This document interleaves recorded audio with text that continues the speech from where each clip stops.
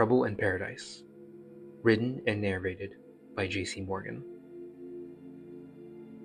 There are two tragedies in life. One is to not get your heart's desire. The other is to get it. George Shaw. Part 1. The Card from No One. It was nearing midnight when the man sat alone at the bar, his half-empty glass of liquor gleaming beneath the club lights. Baxter watched the strangers dance, their bodies moving wildly. A quiet ache stirred in him, a desperate wish to feel the same confidence. He imagined himself setting down his drink, standing up, marching straight into the sea of bodies ahead, and losing himself in the booming music. It was simple. All he had to do was just stand up. At that thought, a nervous cramp struck Baxter's belly. He shifted uneasily on his stool, his palms slick. He wiped them on his pants, trying to steady himself. From across the room, a younger man slipped out from the crowd, still swaying to the music. Sweat glimmered down his throat, disappearing into the neckline of his tank top as he moved toward the bar. Baxter's heart gave a jolt that traveled up his neck into his Adam's apple. The floor squeaked as the man pulled out a stool and waved over the bartender. He flashed a quick smile, showing perfect white teeth. He ordered a drink, and when he pulled his phone from his pocket, the muscles in his forearm flexed beneath his skin. Cool sweat gathered at Baxter's temples. The handsome stranger sat 3 stools down from him. He wanted to say something, do something, but what exactly? His thoughts began to buzz like a swarm of bees. The idea of getting turned down, yet again, was enough to make him turn away, finish his drink, and call this night another failure. That feeling, failure, was all too familiar to him, stuck somewhere deep in his stomach. It felt as if the word was synonymous with everything about him. But amidst the sea of doubt, a small voice whispered 6 simple words. What if this one was different? At that thought, Baxter's spine straightened up, and the world came back into focus. He called out to the bartender, "Excuse me," and motioned to the stranger, "His drink will be on me." The bartender nodded her head in recognition, and the sounds of glasses clinked in preparation. The man who sat 3 stools down turned to look at Baxter. His eyes widened in surprise. Baxter didn't need to ask what the man was thinking. The startled eyes, the brief fascination before discomfort settled in. It always came after they noticed the mark. Across Baxter's face was a large red birthmark that bloomed up his nose, covering his entire right cheek and eye.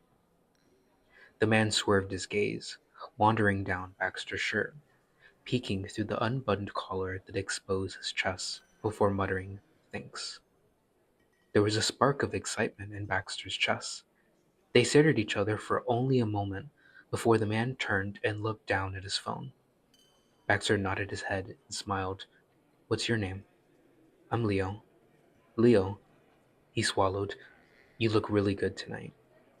Still looking down at his phone, Leo grinned, showing again perfect teeth. There was a brief stir of movement at Baxter's side as someone passed by. The bartender set a small glass down in front of Leo before walking away. He picked it up and sipped deeply, savoring the burning sensation that warmed his throat. "Are you from around here?" Baxter asked. In response was the low sound of gulping from Leo.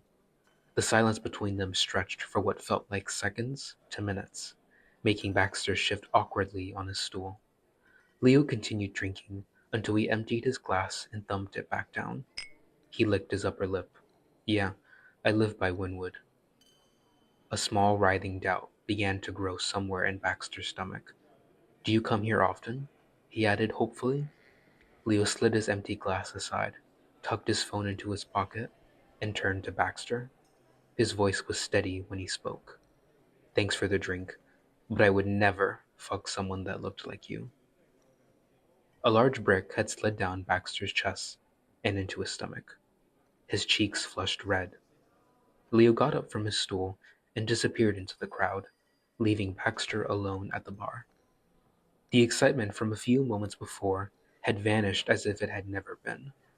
A short-lived firework had flared up and died inside him, leaving everything dark and cold. He felt a dull, sinking sensation in his stomach, and before he knew it, the familiar feeling of hopelessness washed over him. To escape into someone else's body at this moment would be a relief.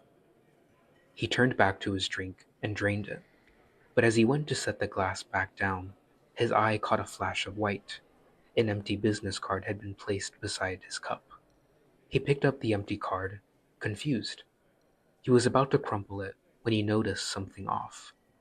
From the side, the card looked blank, but as he stared directly at it, a line of text appeared. Against a plain background, a golden palm tree shimmered, and beneath it, bold black lettering read, "Are you ready for the body you've always dreamed of?"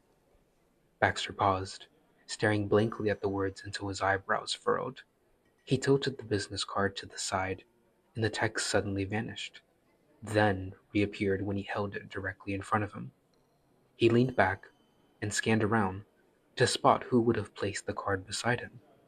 He searched for the bartender and found her at the far end, serving a stranger who was several drinks in. Baxter leaned forward, eyes narrowing as he scrutinized the card. Slowly, he flipped it over, and there it was, a phone number. He glanced around him once more, then slipped the card into his pocket and tossed some bills onto the counter without a word. The BMW made a sharp right onto a quiet back road, the kind of street forgotten by the city. The walls were canvases of spray-painted faces and letters, graffiti in every color.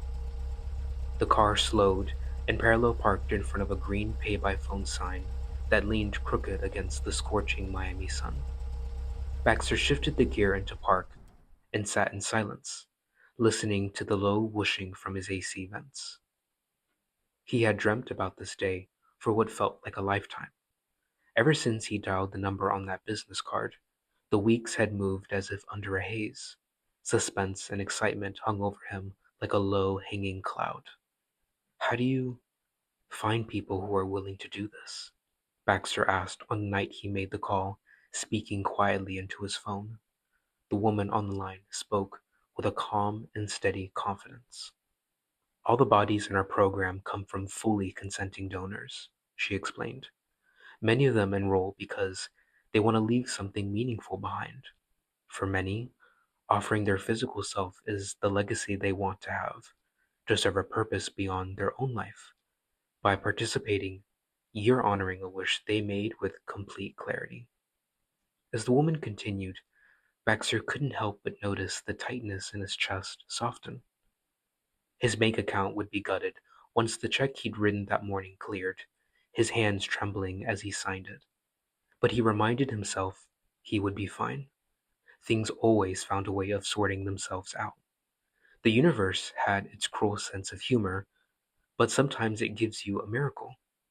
That business card had been Baxter's miracle, his shooting star. How could he have ever said no to this opportunity? He had spent his life trying to crawl his way out of rock bottom, but maybe rock bottom wasn't a grave. Maybe it was a springboard. Baxter entered the GPS route with a quiet tap.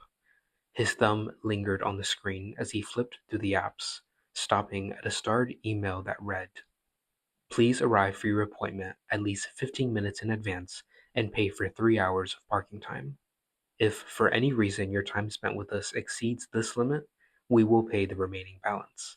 Provided below is the address for street parking, 525 Northwest 27th Street." While on the same street, the address given is not exactly where a building is located, as it is not registered on either Apple or Android maps. We are located directly across from the gray beauty supplies building. You will spot a door with the number 9 and a small golden palm tree above. If you have any issues finding us, please give us a call at 305-762-5316. Thank you, and we look forward to seeing you. Baxter picked at the skin along his thumb until a bead of blood welled up. The familiar cramp of anxiety began to form at the side of his rib cage. A sudden, high-pitched laugh outside pulled his attention. He glanced through the window and saw a man and woman walking past the car, hands clasped, their laughter spilling into the street. Baxter watched them hungrily. The knot in his side began to ease. That was why he was there. That was what he deserved, more than anyone. He grabbed his phone, pushed open the car door, and the heavy Miami air wrapped around him. On the sidewalk, Baxter trailed past graffiti-splashed walls, his eyes catching on a giant pineapple with cartoonishly sharp teeth. Blooming trees landed above faded for rent signs. Plastic wrappers skittered across the pavement. Halfway down the block, he spotted the gray beauty supply building. Directly across from it stood a run-down blue and orange building, set back from the street. A black gate hung open, green vines threading through cracks in the stone below. Those same cracks crept up the steps, leading to a heavy metal door. On the door was the number 9, and above it, a shimmering golden palm tree. Baxter crossed the street, stepped through the gate, and climbed the stairs. He paused, breath tight in his chest, then reached for the handle and pulled the metal door open. The waiting room was small and sterile, its lighting sharp and unnatural.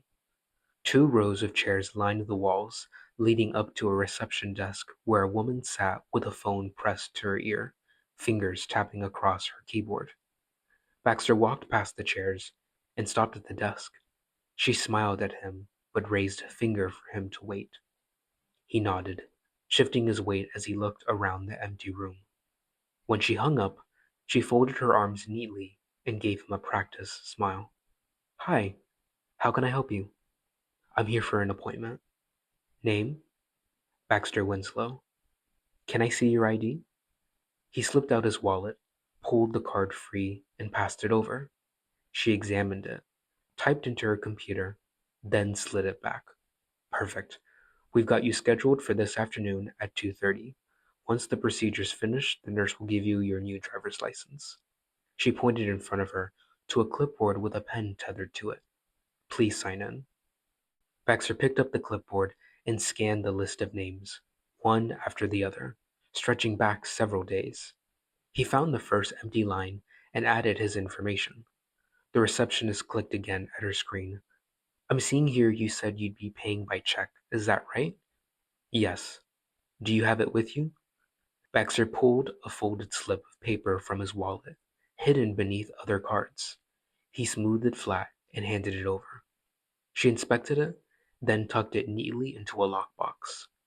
"In the meantime, you can sit and wait," the woman said. "There's water if you're thirsty." She gestured to a small table beside her where a glass dispenser sat glinting with a stack of cups beside it.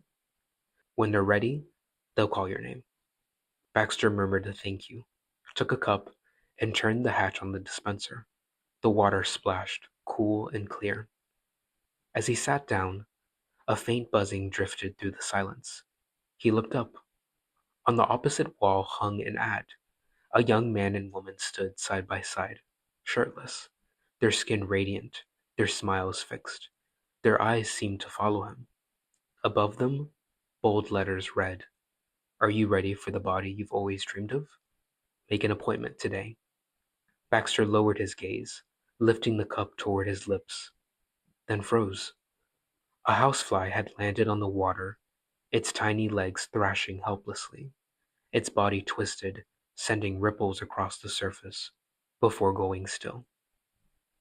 He wasn't sure how long he sat there, watching the fly sink, slowly, silently, until it drifted at the bottom of the cup. Something inside him sank with it.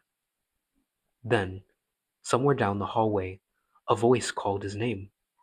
Baxter looked up. A tall, striking woman stood by the front desk, holding a door open. Her hair was swept up in a loose knot, strands of inky black and bleached ivy coiled together. She smiled. "We're ready for you." Nerves coiled in Baxter's stomach as he stood and tossed the cup of water into the trash can. The moment he crossed through the doorframe, music drifted toward him, a delicate pluck of harp strings, slow and tender, almost lullaby-like. "My name's Lydia. I'll be taking care of you today." She reached out her hand and shook his. Baxter stepped aside, waiting as the nurse closed the door behind them. When he turned to face the hallway, his breath caught. "Follow me." Lydia's voice was light, but her stride was sharp, her coat sweeping the floor as she moved. Baxter followed, eyes wide. The hallway walls were covered in a sweeping mural, a dense forest alive with color. Towering trees bent over a pond where a panther drank, while birds of every color chased each other across a painted sky. With each step, the harp music grew louder. It carried no rhythm, but floated, dreamlike. They passed several doors, each marked with gold numbers. One door, number 4, stood slightly ajar. Baxter slowed, leaning for a glimpse. Inside, walls flickered with rows of monitors, each screen alive with shifting images of. Lydia's hand reached out, shutting the door with a soft thud. "This way," she murmured, eyes gleaming through the frames of her cat-shaped glasses, fixed on Baxter. The nurse stopped at door 5 and swung it open. The room was small, a hospital bed in the corner, a desk and computer pressed against the wall. The nurse gestured toward the bed, and Baxter sat. "You'll need to change into this." She pointed to a white gown hanging on a wall mount. "Leave your clothes here. Once the transfer is complete, you can change back." With that, she stepped into the hall. "I'll give you a few minutes." The door clicked shut, leaving him in silence except for the harp music that dulled into a muffled echo. Baxter slipped off his shoes, unbuckled his belt, and stripped down to his briefs. He folded his shirt and pants carefully and placed them on the chair by the bed. By the door, the gown hung beside a tall mirror. He tried to avoid looking into it, but his reflection pulled at him. The moment his eye caught his own, he froze. The large birthmark on his cheek, the softness of his stomach, a scatter of chest hair turning white, stretch marks etched into his arms, hips he had always thought of as too wide. A sigh escaped him, heavy, lonely, like a name spoken into an empty room. He hated what he saw, yet there was something bittersweet in the moment. This was goodbye. Goodbye to the body that had carried him through 41 years. Goodbye to the face that only he had truly known. It may have been flawed, yes, but it was his, the only thing that had been truly his. His throat tightened. Baxter slid the gown over his shoulders and sat on the edge of the bed, his thoughts drifting to what waited ahead. His chest swelled with anticipation. A knock broke the stillness. The door opened, and Lydia stepped inside. "Ready?" Baxter nodded. He rose, followed her into the hall, and together they walked to the last door at the end of the corridor. The nurse turned the handle and swung it open. The room was large, awash in sterile white light. In the center stood 2 beds, raised slightly off the floor. On the one to the right lay the shape of a body beneath a sheet, its outline sharp and still. Lydia motioned to the empty bed. Baxter climbed onto it, the vinyl creaking under his weight. He shifted, trying to get comfortable, but his eyes kept straying to the shrouded figure. Without a word, the nurse crossed the room and drew down the sheet. A young man was revealed, handsome, almost angelic, with curls of blonde hair and a jaw carved like stone. But the beauty was hollow. His eyes were a cloudy gray, fixed on the ceiling in a dead, glassy stare. A feeding tube was taped across his cheek, snaking up his nostril and vanishing down his throat. Baxter's breath caught. He wasn't prepared for the intimacy of another body, lying so close, yet so lifeless. Lydia, unfazed, wheeled a small cabinet to the bedside. She sorted through its drawers, the metal clattering softly. Out came gloves, alcohol pads, and cotton balls. She laid them in tidy order on a rolling table, then snapped the gloves over her hands. When she tore open the prep pad, the sharp chemical stench burned Baxter's nose, even from across the room. She sat on a swiveling stool at the head of the young man, pulled the light closer, and parted his curls. With gentle precision, she cleaned the crown of his head and discarded the pad into a metal bin with a hollow clang. Then Lydia turned, stepping between the beds. Behind them loomed a tall red machine. Its surface pulsed, like a mechanical heart. Two transparent tubes extended from it, ending in long butterfly needles secured to rolling IV poles. Baxter's stomach clenched when he saw them, glinting under the light. Each needle was nearly 6 inches long. She plucked one free. His pulse quickened. What was she going to do with that? She adjusted the light again and parted the young man's curls a second time, exposing bare scalp. With a steady hand, she pressed the needle into skin and pushed. Baxter's stomach dropped as though an elevator cable had snapped inside him. The man's body twitched, a violent shudder ripping through him. Lydia drove the needle deeper, inch by inch, until the entire shaft vanished beneath flesh. Baxter gripped the edges of the bed, his knuckles whitening. Cool sweat gathered at his temples, trickling down into the damp patches spreading beneath his arms. His blood felt like it was draining from his body, rushing up to his pounding skull. He gasped when the nurse released the needle. It remained lodged in the young man's scalp, rigid and unmoving. A thin stream of blood seeped around the puncture, sliding down his hairline. She calmly dabbed at it with a cotton ball. The metal bin beside her gave a sharp squeak as she tossed it away. Then Lydia turned to Baxter, smiling as though this were routine. Your turn. A nervous cramp twisted through his gut. He swallowed, his throat dry. Will it hurt? You'll feel extremely uncomfortable, but not in pain, she said, voice steady, almost soothing.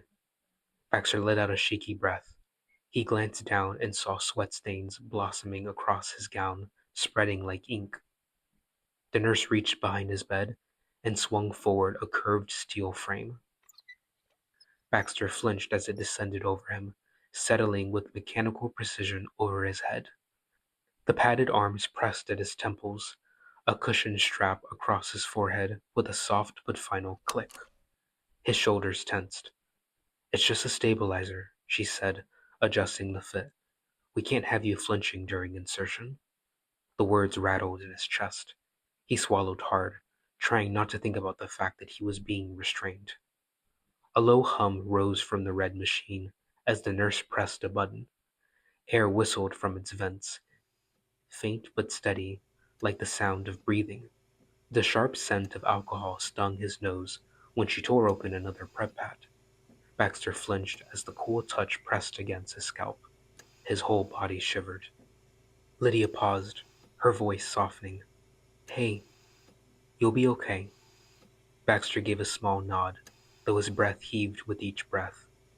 When she finished, she tossed the pad into the bin and pulled the flexible lamp closer. The second needle hung in her gloved hand, gleaming. Now, Baxter, she said gently, I need you to take deep breaths for me, nice and slow. He inhaled sharply, chest rising, heart hammering against his ribs. This will feel extremely uncomfortable, Lydia said. When I pull you out, the sudden rush of sensations may overwhelm you. Baxter pushed out hot air from between trembling lips as her fingers parted his short hair. It may even feel like you're going to die, make you want to die, but you won't. Her tone never shifted. Baxter inhaled again. How painful could it be? He suddenly felt lightheaded.